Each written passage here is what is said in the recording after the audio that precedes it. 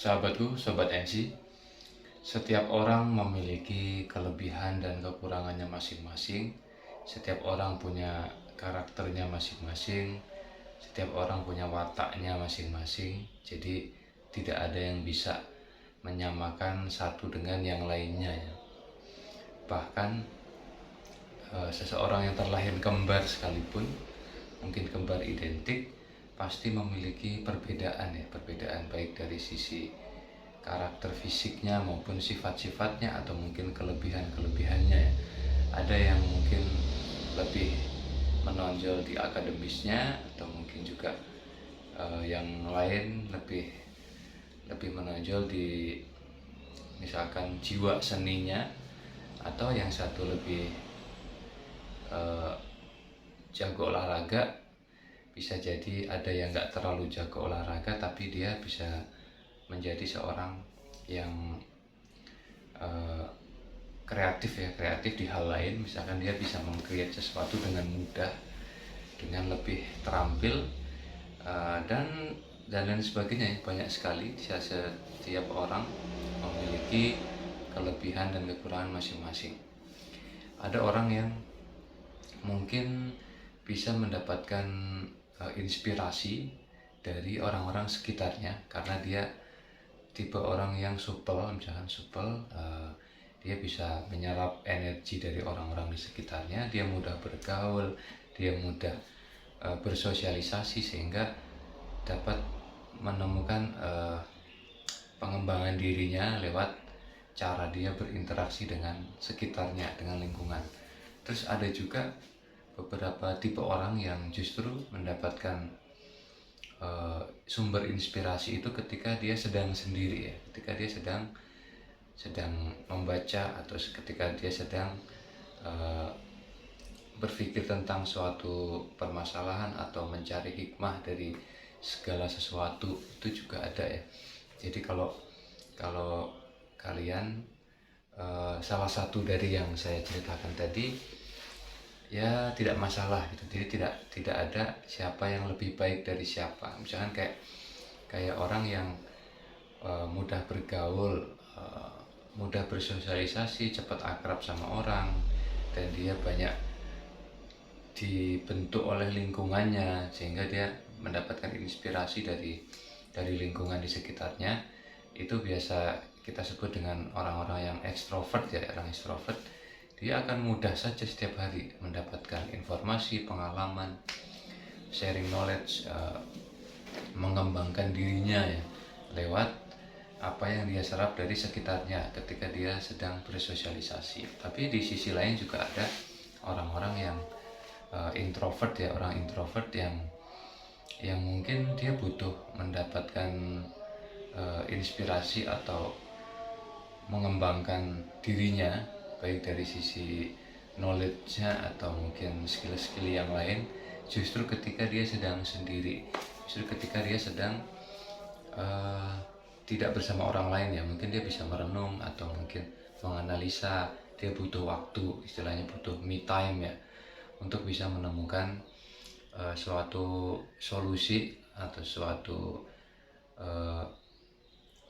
istilahnya dia bisa menemukan inspirasi ya, sumber inspirasi ketika dia sedang merenung sendiri. Itu namanya introvert. Jadi tidak ada yang menyimpulkan bahwa orang extrovert lebih baik dari orang introvert. Tidak seperti itu ya, karena masing-masing punya sumber kekuatannya masing-masing. Jadi bukan berarti ketika kita tidak terlalu pandai untuk bergaul atau tidak terlalu pintar untuk bersosialisasi, bukan berarti kita tidak bisa berkembang ya. Jadi tetap bisa, ketika dibutuhkan kita harus tampil, kita harus memegang suatu peran ya, kita tetap bisa sukses, tetap bisa menjalankan apa yang menjadi tugas kita atau yang diberikan kepada kita, diamanahkan kepada kita.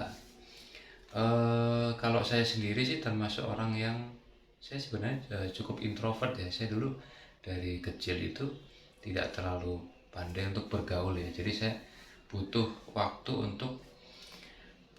untuk beradaptasi dengan lingkungan sekitar. Entah misalkan kita masuk ke sekolah baru, atau kita masuk ke lingkungan baru, tempat tinggal kita, bersosialisasi itu, kalau saya tipe orang yang saya harus mengamati dulu lingkungan saya. Oh seperti ini, oh orang ini seperti ini, oh dia seperti ini. Setelah saya bisa lumayan mendapatkan gambaran, baru saya masuk ke mungkin ke pergaulan, mengenal. Saya lebih suka mengenal mereka secara personal. Jadi saya dekat sama si A, terus dekat sama si B, dekat sama si C. Jadi lebih nyaman, saya tipe orang yang lebih nyaman ngobrol berdua ya, berdua atau bertiga. Jadi tidak terlalu banyak crowd ya. Jadi kalau misalkan kita mau misalkan ngobrol di warung kopi atau di tempat yang tempat nongkrong lah ya, itu lebih suka yang ngobrol yang tidak terlalu banyak orang. Misalkan 4-5 orang sudah cukup ya buat saya ya. Nanti di kesempatan lain saya bisa bersama teman yang lain, misalkan yang ini dari lingkungan pekerjaan, yang kemudian yang berikutnya dari lingkungan dulu teman-teman lama, misalnya teman sekolah segala macam ya. Jadi soalnya ketika saya dalam keramaian yang terlalu banyak orang, saya malah mungkin tidak bisa mengeksplor apa yang saya punya. Jadi apa yang saya bisa keluarkan itu ketika dalam keramaian yang terlalu banyak, itu biasanya agak kurang. Jadi saya menganggap itu emang ya, saya bukan tipe orang yang bisa dengan mudah menghandle audiens ya. Saya sih menyadari ya, itu bisa dibilang mungkin buat sebagian orang itu kelemahan ya. Tapi kalau buat saya pribadi ya, kita tidak bisa memaksakan ya kan. Kita tidak bisa memaksakan ketika kita bukan tipe orang yang istilahnya mudah untuk menghandle keramaian ya. Jadi saya bisa mendapatkan inspirasi yang mungkin dari ngobrol dengan 1-2 teman intim. Misalkan saya bertemu punya seorang teman yang ahli di bidang apa ya, saya cukup ngobrol intensif sama dia, mungkin bisa berjam-jam untuk mendapatkan pengetahuan ya. Nah itu sumber inspirasi saya seperti itu. Tapi kalau teman-teman ada yang mungkin kebalikannya ya, balikannya justru dia butuh orang yang banyak. Dia harus melakukan satu diskusi dengan banyak orang sekaligus, dengan berbagai literatur, dengan berbagai latar belakang, untuk mendapatkan suatu masukan atau inputan atau inspirasi ya, karena ketika dia dalam keadaan sendiri, dia justru bingung untuk mendapatkan sumber informasi itu. Dia bingung harus ngapain. Saya harus kumpulin nih kan, aduh aku harus memecahkan masalah ini nih, misalkan analisa terkait pekerjaannya, misalkan terkait laporan keuangan atau laporan tahunan perusahaan gitu kan. Aku harus ngumpul lah sama teman-teman di bagian keuangan nih, misalkan dia ajak ngopi terus, jadi gimana caranya ini si Anu, lu gimana caranya, kasih masukan dong. Nah itu orang extrovert ya. Nanti setiap informasi yang keluar dari orang-orang di sekitarnya, dia akan berusaha untuk rangkum ya, kemudian baru dia mencoba untuk menyimpulkan. Itu pun juga di situ diselesaikan di tempat itu. Oh jadi intinya gini ya, intinya kalau nyusun neraca seperti ini, atau nyusun laporan keuangan perusahaan itu seperti ini gitu kan. Jadi di tempat yang sama dia bisa langsung menyimpulkan. Itu orang extrovert ya, orang extrovert. Kalau orang introvert, termasuk saya, itu dulu ada rasa malu ketika saya harus banyak ngomong di depan publik. Jadi saya paling memilih untuk ngobrol dengan sedikit orang dulu yang saya anggap expert, misalkan untuk mendapatkan informasi yang saya butuhkan. Misalkan saya sedang mendapatkan tugas untuk menyusun laporan perusahaan, misalkan laporan kinerja gitu. Jadi saya cukup aku harus ketemu Pak itu, dia dulu pernah di bagian ini. Saya pendekatan ke beliau, pendekatan terus sampai em, dapat waktu untuk diskusi berdua misalkan, atau mungkin bertiga, ya intinya tidak terlalu banyak orang. Nah di situ saya lebih intensif fokus untuk mendapatkan informasi dan inspirasi. Nanti nanti saya tidak langsung, ya mungkin sebagian disimpulkan pada saat kita berdiskusi. Terus kadang-kadang juga saya perlu waktu untuk meramu apa yang saya dapat itu pada saat saya sendiri. Saya menganalisa, kemudian membuat satu hipotesis atau kesimpulan, nanti sampai mendapatkan satu kesimpulan, baru coba saya share ke teman-teman yang mungkin membutuhkan ya. Nah ternyata mereka sangat welcome seperti itu ya. Jadi extrovert atau introvert itu tidak ada yang siapa lebih unggul dari siapa, siapa yang lebih baik dari siapa, tidak seperti itu ya.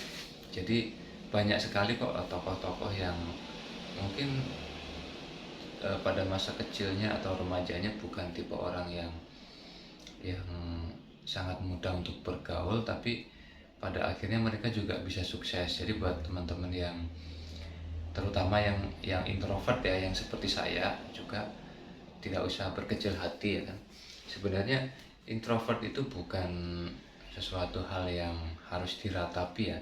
Yang sebenarnya tidak baik itu adalah insecure. Beda ya. Kalian harus bedakan antara introvert dan insecure ya. Kalau insecure itu rasa ketidakpercayaan diri yang adanya di dalam, yang istilahnya membuat kita terbelenggu untuk mengembangkan diri atau untuk tampil di masyarakat ya. Jadi rasa minder lah, insecure itu bisa dibilang kalau bahasa Jermannya minder. Nah itu yang nggak bagus ya. Jadi kalian tidak masalah kalian introvert, tapi kalian jangan insecure. Nah itu harus kalian garis bawahi ya. Jadi kalau introvert sama pendiam itu juga beda.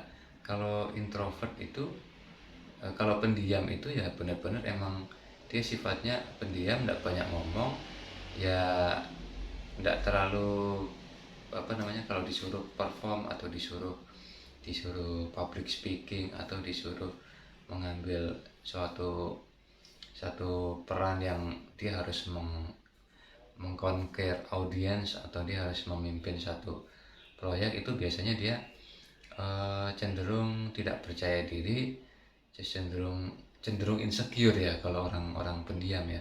Tapi kalau orang introvert mungkin pada awalnya, pada saat dia masih kecil atau remaja, dia pendiam, tapi pada saat dia sudah mulai menemukan jati dirinya, dia sudah mulai berkembang, dia mulai banyak bergaul dengan beberapa teman baru yang mendapatkan pengalaman baru, dia akan mulai menyerap, terus kemudian mulai mentransfer energinya menjadi sesuatu yang besar ya. Jadi tapi tetap dia tidak bisa berubah 180 derajat menjadi orang yang tiba-tiba sangat supel atau tiba-tiba sangat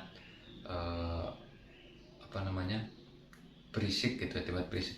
Tidak seperti itu. Tetap dia dengan karakternya yang cool, tapi dia tetap potensinya keluar itu. Jadi dia naik kelas nih dari yang orang yang pendiam. Jadi di sini ada orang pendiam nih watak ya. Kemudian insecure itu ketika dia semakin terpuruk dengan kekurangannya, dia merasa minder, dia merasa a priori, dia merasa pokoknya kayaknya gue ini deh nggak terlalu diterima, tidak banyak yang respect sama aku, tidak banyak orang yang bisa menerima aku. Ini insecure ya. Ini kalian dengarkan. Jadi ketika kalian di posisi memiliki karakter yang pendiam, kalian tetap bisa berkembang dengan banyak mendapatkan informasi dari orang-orang lebih berpengalaman, orang-orang yang profesional, senior-senior kita atau mungkin teman-teman yang ahli di bidangnya ya, kalian bisa pendekatan ke mereka untuk mendapatkan banyak ilmu, informasi, pengalaman, terus asam garamnya orang-orang yang lebih senior ya. Nanti kalian bisa ramu, kembangkan, terus kalian akan mendapatkan banyak inspirasi untuk dalam rangka pengembangan diri. Jadi kalian tetap berkembang. Terus kemudian pada saat kalian diharuskan untuk keluar dari zona nyaman kita untuk menghadapi tantangan di kantor atau misalkan di keluarga, kalian harus menjadi juru bicara atau menjadi memimpin satu rapat, itu kalian tetap bisa percaya diri, bisa menyampaikan dengan lancar. Jadi seperti itu ya. Itu kalian harus naik kelas dari pendiam menjadi introvert, yang kemudian menjadi sosok yang jauh lebih berkembang, tapi dengan cara mendapatkan inspirasi yang sesuai style kalian ya. Jadi kalau saya bilang sih, introvert atau extrovert itu hanya masalah style ya, hanya masalah karakter orang ya. Jadi bukan berarti orang-orang yang introvert itu tidak bisa berkembang. Justru mereka bisa menjadi orang yang misterius ya, terlihat tidak terlalu banyak bicara, tapi ternyata dalam kesendiriannya dia banyak berkembang, kemudian ternyata bisa mendapatkan satu energi yang besar ketika pada saat dia diharuskan untuk tampil atau untuk perform atau untuk dia mengambil satu peran, dia tetap bisa menjalankan perannya dengan baik, bahkan mungkin bisa melebihi teman-teman yang mungkin lebih supel atau lebih ekstrovert ya. Jadi seperti itu. Jadi kalian tidak perlu khawatir.